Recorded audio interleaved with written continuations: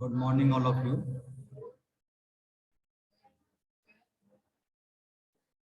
BEd की इस class में आपका जो पेपर है समकालीन भारत और शिक्षा, कंटेम्प्रेरी इंडिया एंड एजुकेशन, इसके अंतर्गत आज हम फर्स्ट चैप्टर आपका भारतीय समाज, मुख्य विचारधाराएं एवं संप्रत्यय, इन पे चर्चा करेंगे। भारतीय समाज की व्यवस्था क्या है, भारतीय समाज का क्या अर्थ है, भारतीय समाज में कौन कौन सी ऐसी जो परंपरागत व्यवस्थाएं हैं जिनकी वजह से भारतीय समाज की व्यवस्थाएं चलती हैं, इन बिंदुओं पर चर्चा करेंगे। फर्स्ट चैप्टर परीक्षा के लिए जो उपयोगी है उन्हीं में टॉपिकों पर चर्चा करूंगा। फर्स्ट है इसमें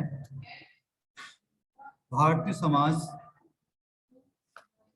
क्या है, इस पर चर्चा करते हैं। लिख देता हूं मैं इसको।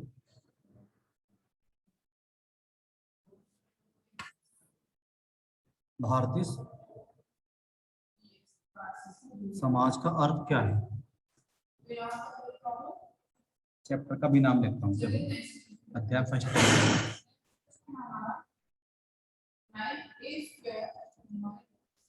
भारतीय समाज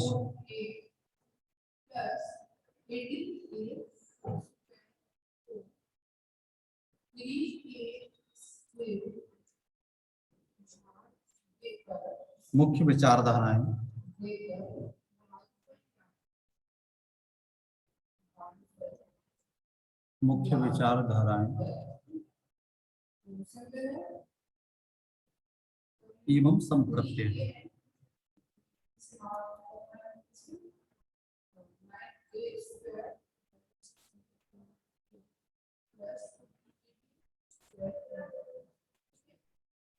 ये चैप्टर का नाम है।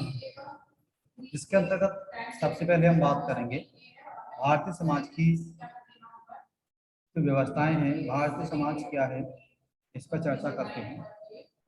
लिख लीजिए भारतीय समाज का अर्थ।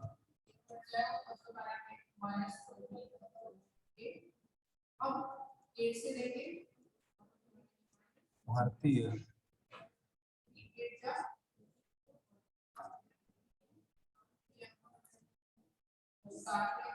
समाज का अर्थ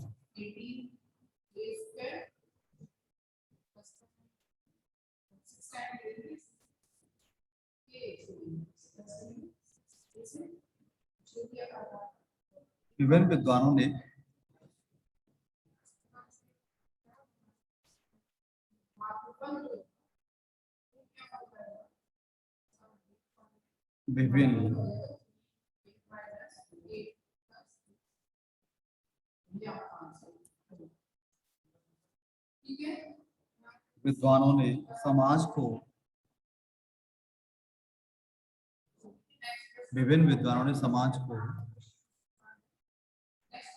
समाज शास्त्रीय दृष्टिकोण से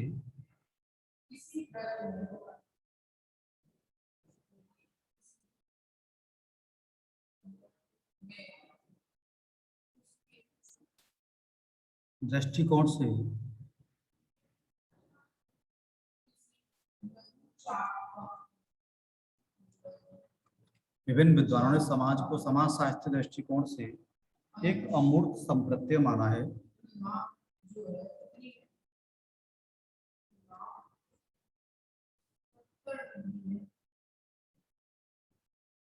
एक अमूर्त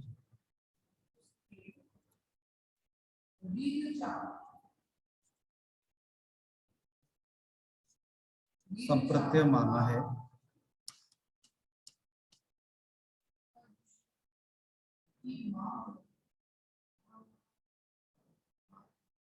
वे इसे सामाजिक संबंधों का जाल कहते हैं।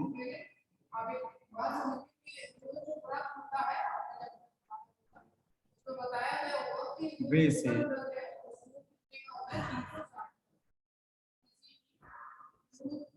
सामाजिक संबंधों का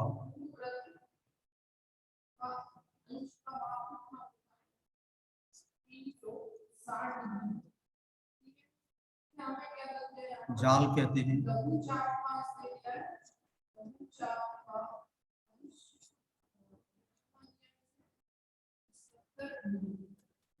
लेकिन सामान्यतः सामाजिक संबंधों से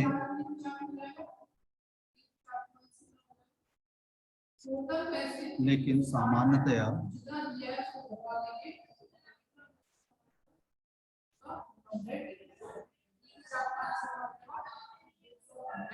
लेकिन सामान्यतया सामाजिक संबंधों से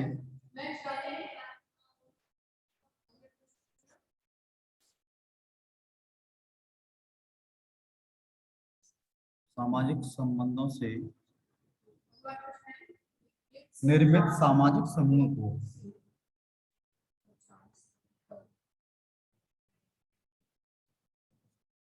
निर्मित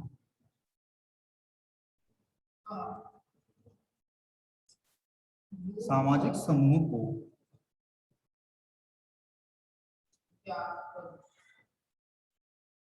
समाज कहा जाता है।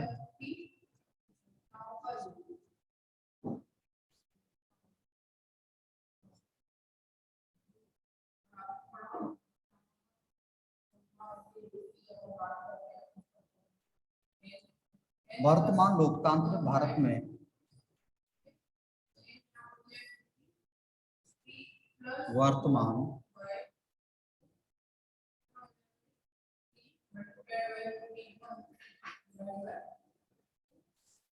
लोकतांत्रिक भारत में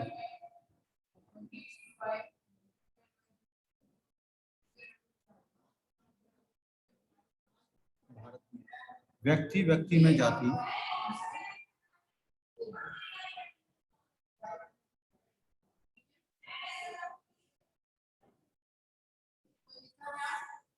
व्यक्ति व्यक्ति में जाति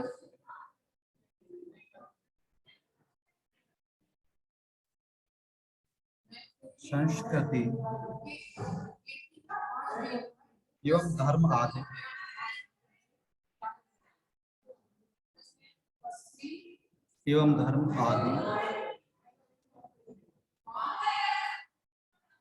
किसी भी आधार पर भेद नहीं किया जा सकता। किसी भी आधार पर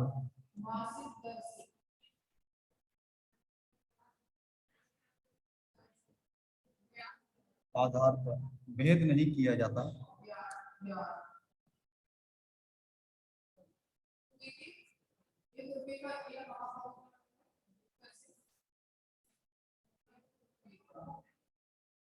तो आपको जानना है कि भारतीय समाज का क्या अर्थ है। कि विद्वानों ने क्या है, समाज को एक समाज शास्त्रीय दृष्टिकोण से एक अमूर्त संप्रत्यय माना है। अमूर्त का अर्थ क्या होता है? जैसे मान लीजिए कि हम एक व्यवस्था है, जो वैज्ञानिक व्यवस्था है उसको हम मूर्त व्यवस्था के नाम से जानते हैं, लेकिन जो सामाजिक अर्थ की व्यवस्था है उसको हमने अमूर्त नाम दिया है। इसमें सामाजिक संबंधों का जाल, सामाजिकता में क्या है, सामाजिक संबंधों का जाल है, लेकिन सामान्य सामाजिक संबंधों से निर्मित सामाजिक समूह को समाज कहा जाता है। अब बात करें हम वर्तमान लोकतांत्रिक व्यवस्था में व्यक्ति व्यक्ति में क्या है, जाति संस्कृति धर्म आदि किसी भी आधार पर भेद नहीं किया जाता है। तो ऐसी व्यवस्था का नाम क्या है, भारतीय समाज है। इसकी परिभाषा लिख लीजिए, भारतीय समाज की परिभाषा।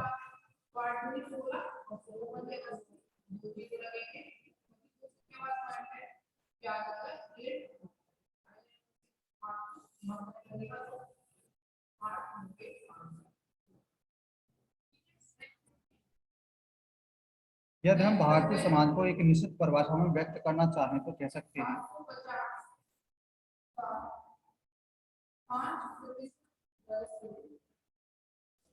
यदि हम भारतीय समाज को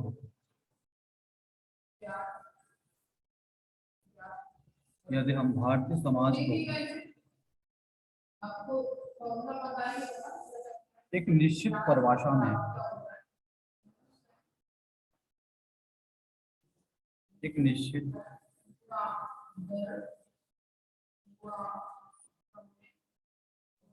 यदि हम भारतीय समाज को एक निश्चित परिभाषा में व्यक्त करना चाहें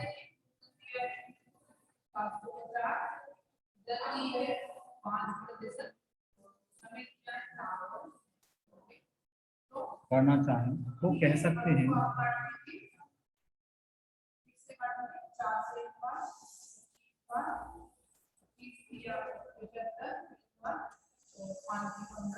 कह सकते हैं लोकतंत्री भारत में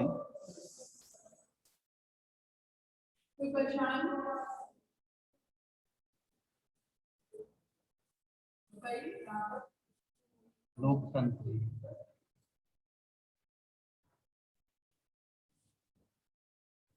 भारत में भारतीय समाज का अर्थ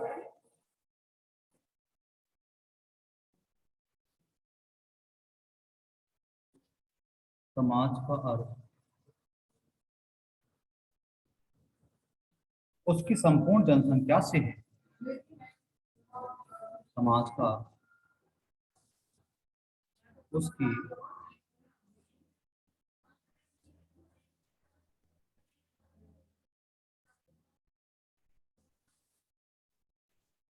संपूर्ण जनसंख्या से है।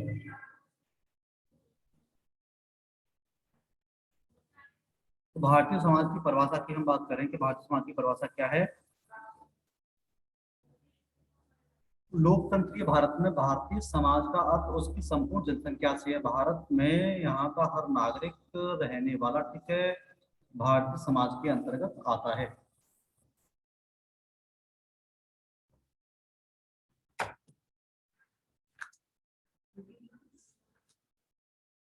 नेक्स्ट हम बात करेंगे भारतीय समाज का स्वरूप या प्रकृति। यहाँ तक लिख लीजिए इसको।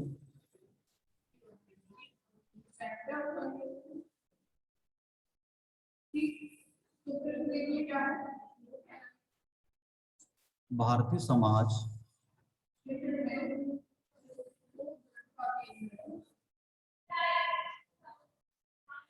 भारतीय समाज का स्वरूप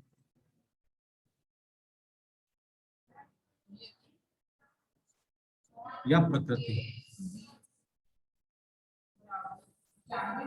भारतीय समाज का स्वरूप या प्रकृति, इसको हमने दो बिंदुओं में बांटा है। पहला बिंदु है भारतीय समाज का परंपरागत स्वरूप।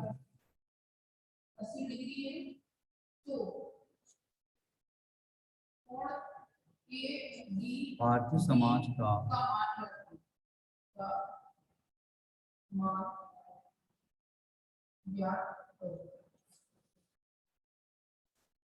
परंपरागत स्वरूप। भारतीय समाज का परंपरागत स्वरूप है। दूसरा है भारतीय समाज का आधुनिक स्वरूप।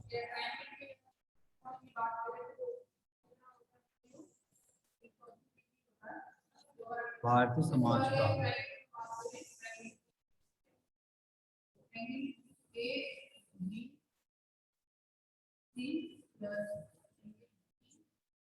भारत के समाज के स्वरूप की बात करें, भारत का समाज का स्वरूप है, उसमें दो तरह का है। एक तो भारतीय समाज का परंपरागत स्वरूप है और एक भारतीय समाज का आधुनिक स्वरूप है।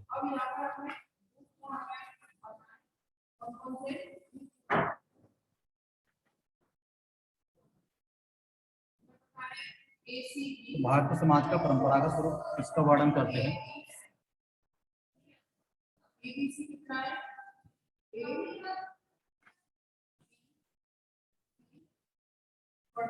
पहला है भारतीय समाज का परंपरागत स्वरूप।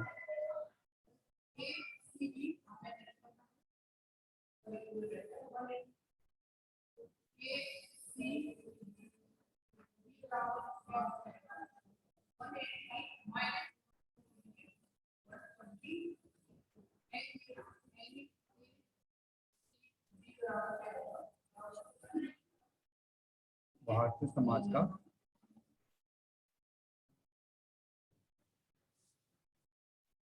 परंपरागत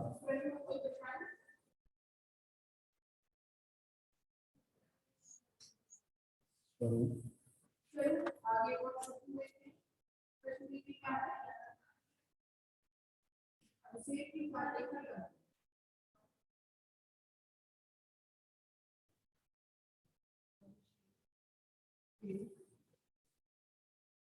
इस ट्रायंगल से समझते हैं इसको।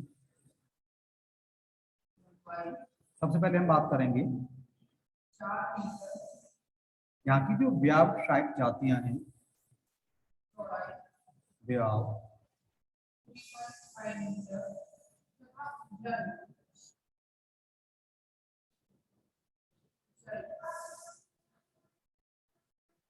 व्यावसायिक जातियां।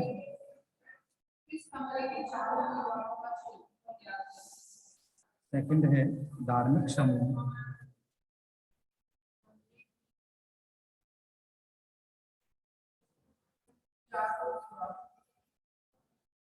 थर्ड है इसका सामाजिक वर्ग।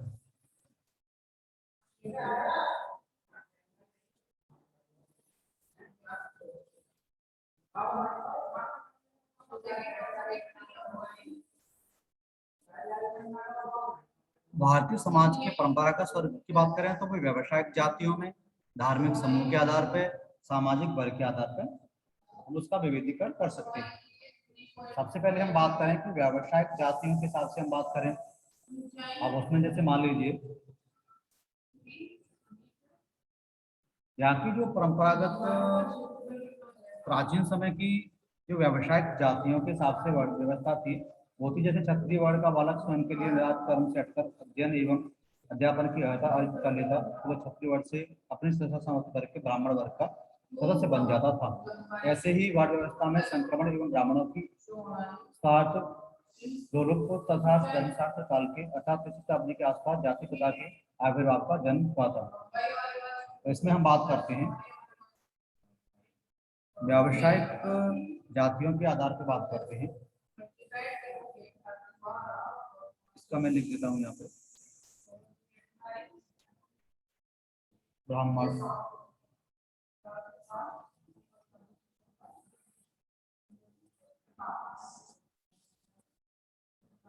ब्राह्मण का कार्य था अध्ययन एवं अध्यापन।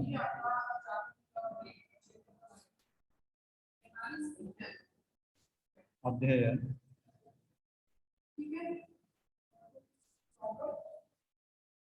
अध्यापन। दूसरा है क्षत्रिय,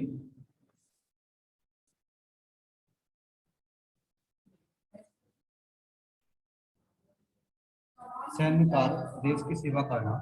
क्षत्रिय का कार्य था सैन्य कार्य।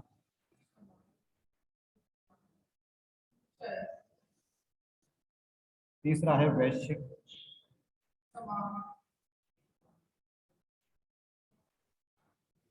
व्यापार एवं वाणिज्यिक कार्य।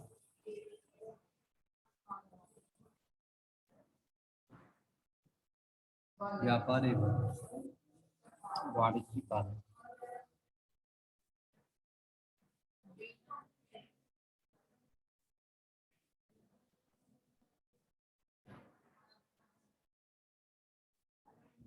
नेक्स्ट अगला है शूद्र। शूद्र में है तीनों वर्णों के किसी कार्य को न करने की अर्हता रखने वाले व्यक्ति को शूद्र कहा जाता है, जिसका कार्य अन्य वर्णों की सेवा करना। अन्य वर्णों की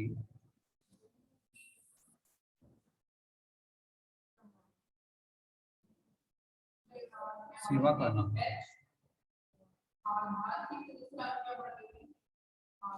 तो भारतीय समाज में जो व्यावसायिक जातियों की व्यवस्था थी वो इस तरीके से थी, ब्राह्मण, क्षत्रिय, वैश्य, शूद्र।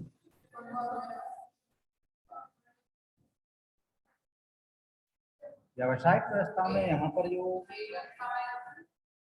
जातिगत व्यवस्था थी इसमें ब्राह्मण, क्षत्रिय, वैश्य, शूद्र हैं, तो इससे बहुत सारी चीजें पनपी। जैसे मान लीजिए हम बात करें जाति प्रथा, जाति प्रथा के लाभ भी है तो जाति प्रथा के दोष भी है। जाति प्रथा कहाँ तक सही है और जाति प्रथा के दोष भी बहुत सारे हैं।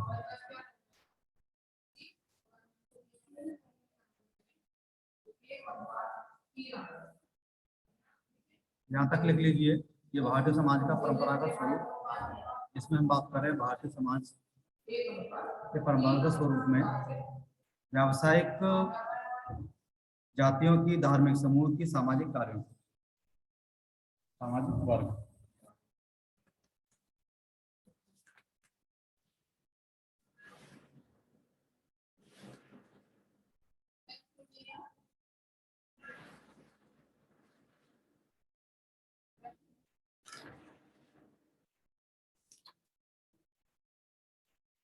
अब जैसे नेक्स्ट हम बात करें धार्मिक समूह की बात करें। अब धार्मिक समूह में आपको बताएं,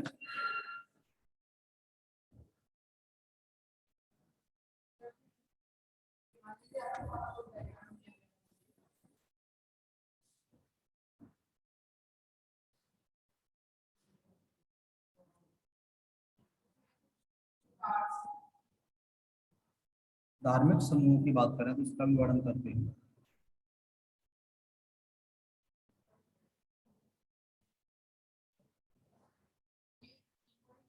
जैसे हम बात करते हैं ईसाई,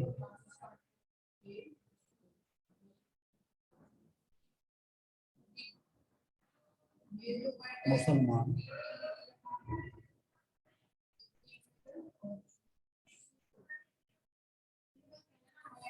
हिंदू,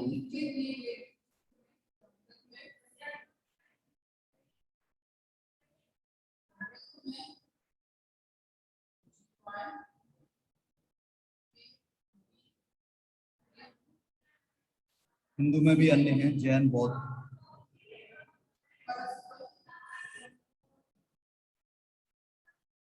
तो ये भी हिंदू के अंतर्गत आते हैं। नेक्स्ट हम सामाजिक वर्ग की बात करें। सामाजिक वर्ग में क्या है,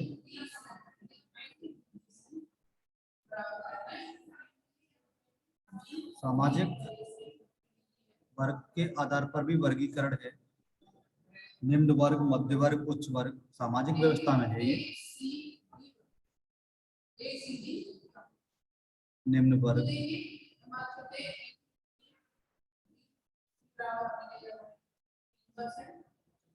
मध्य वर्ग, उच्च वर्ग। ये भारतीय समाज का परंपरागत स्वरूप, जिसको हमने ठीक है एक ट्रायंगल से समझाया आपको। व्यवसायिक जातियों के आधार पे यहाँ ये जातियां हैं, धर्म के आधार पे हमारा ईसाई है, मुसलमान है, हिंदू है, जैन है, बौद्ध है। सामाजिक वर्ग के आधार पर हमने ठीक है समाज की व्यवस्था में बांट रखा है। निम्न वर्ग होता है, मध्य वर्ग होता है, उच्च वर्ग होता है।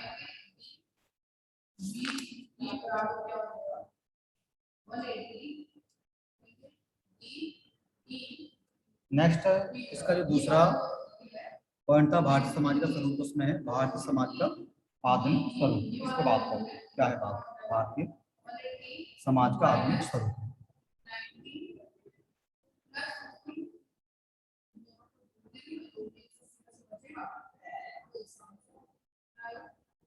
दूसरे पॉइंट पे चर्चा करते हैं।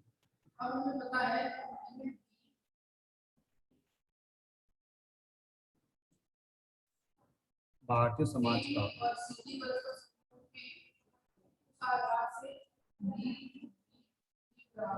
आधुनिक स्वरूप।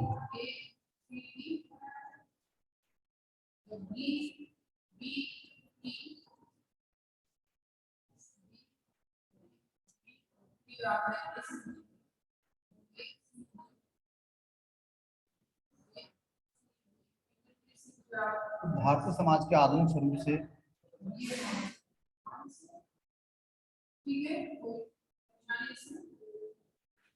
लिख लीजिए, इसमें क्या है भारतीय समाज का आधुनिक स्वरूप। भारत में ब्रिटिश शासन के संपूर्ण कार्य पर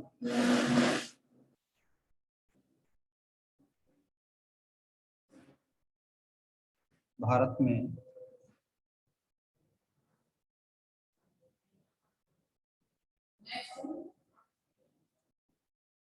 ब्रिटिश शासन की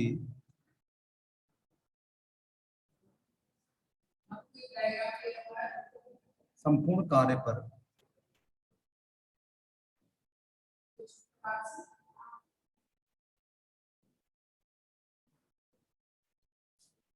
दृष्टिपात करने से हम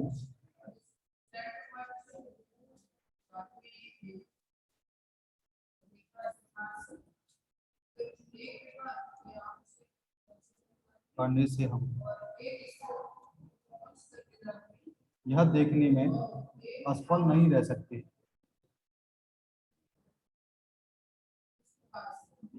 करने से हम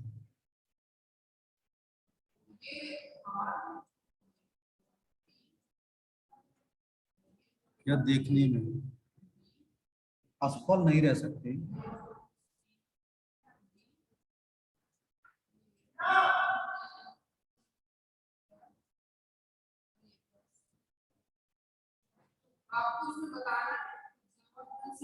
कि हमारे समाज में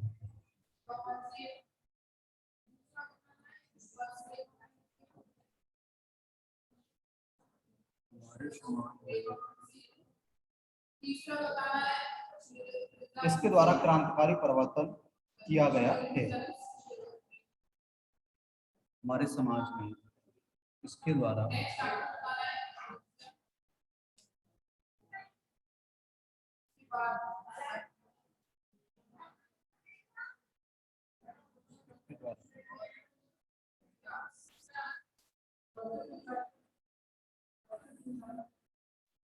क्रांतिकारी परिवर्तन किया गया है।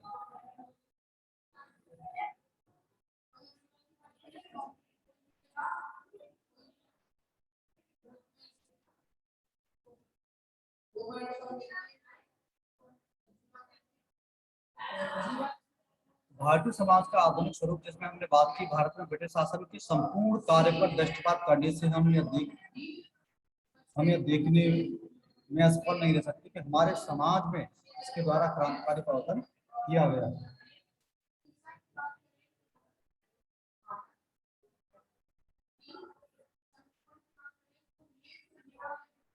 ब्रिटिश कालीन समयावधि में भारतीय समाज के अंतर्गत निम्नलिखित लाभकारी बदलाव आए। ब्रिटिश कालीन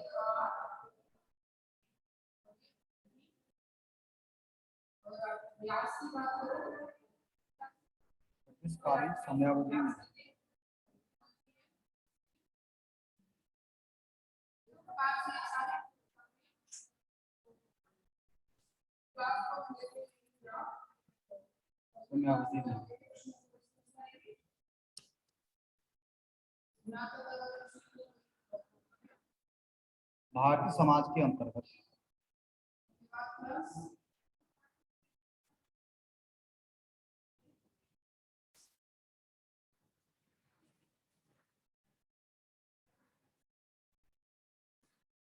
भारतीय समाज के अंतर्गत निम्नलिखित लाभकारी बदलाव आए।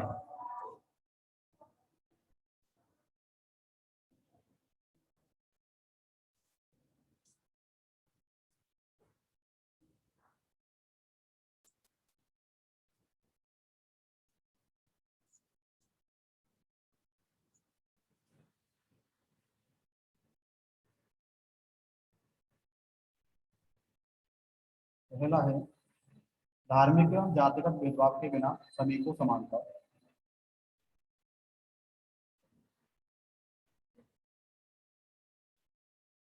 धार्मिक एवं जातिगत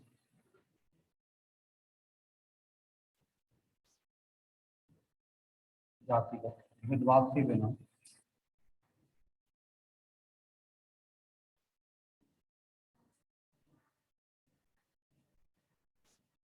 धार्मिक एवं जातिगत भेदभाव के बिना सभी को समानता।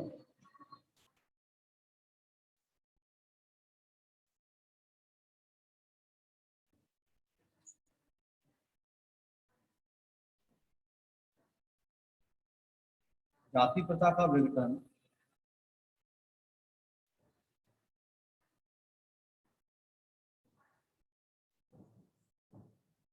जाति प्रथा का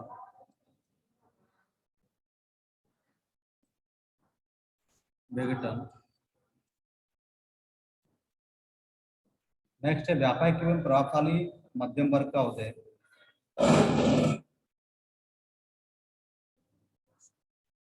व्यापक एवं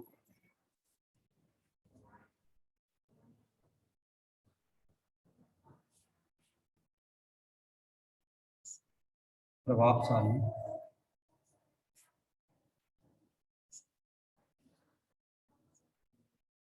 मध्यम वर्ग का उदय।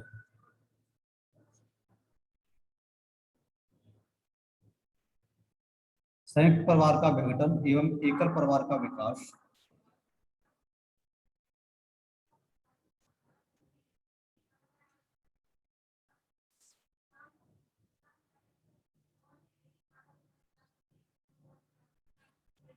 संयुक्त परिवार का विघटन एवं एकल परिवार का विकास।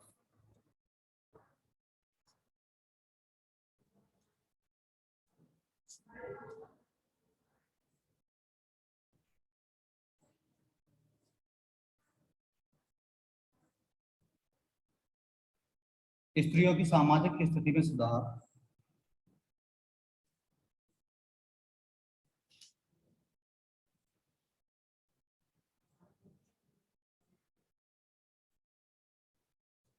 स्त्रियों की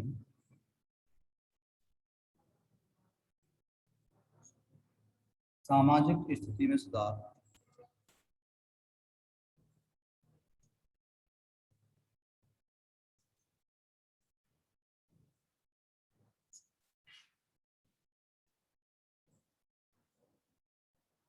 बहुविवाह का अंत।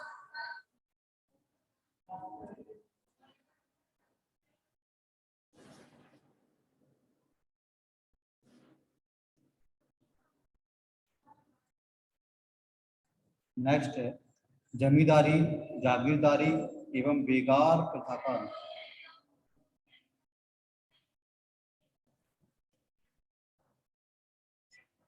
जमींदारी,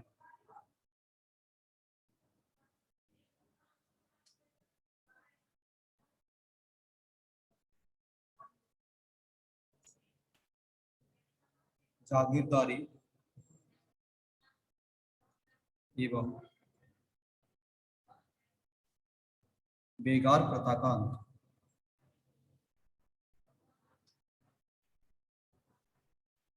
बेगार प्रथा का अंत। तो ये भारतीय समाज का आधुनिक स्वरूप, जिसमें क्या है कि भारत में ब्रिटिश शासन के संपूर्ण कार्य पर दृष्टिपात करने से हम ये देखते हैं, देखने में असफल नहीं रह सकते कि हमारे समाज में इसके द्वारा क्रांतिकारी परिवर्तन किया गया। ये बिंदु हैं भारतीय समाज के आधुनिक स्वरूप के, जिनमें जाति प्रथा का विघटन हुआ और धार्मिक एवं जातिगत भेदभाव के बिना सभी को समानता, संयुक्त परिवार का विघटन एवं एकल परिवार का विकास, स्त्रियों की सामाजिक स्थिति में सुधार, बहुविवाह का अंत है, जमींदारी, जागीरदारी एवं बेगार प्रथा का अंत।